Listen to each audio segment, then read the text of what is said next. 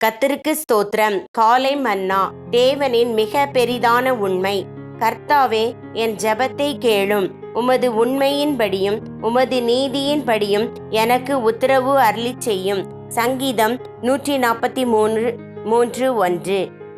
இக்கடைசி நாட்களின் இறுதி நொடிகளில் பரிசுத்தவான்கள் ஏறெடுக்கும் முக்கியமான ஜெபங்களில் ஒன்றிற்கு தேவன் பதிலளிப்பதில் அவரது மிக முக்கியமான உண்மையும் நீதியும் வெளிப்படுத்தப்படும். அந்த ஜெபந்தான் என்ன? அது கர்த்தராகிய இயேசுவே வாரும்.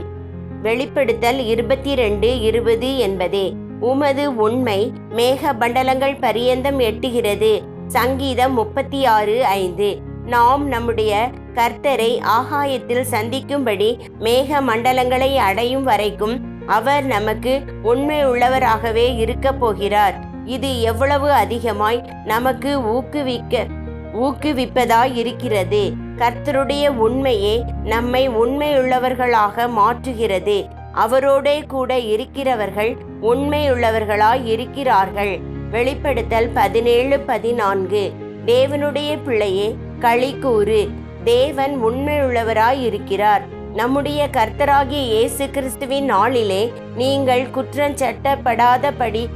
குற்றம் சாட்டப்படாதவர்களாய் இருக்கும்படி முடிவு பரியந்தம் அவர் உங்களை ஸ்திரப்படுத்துவார், பூரணப்படுத்துவார்.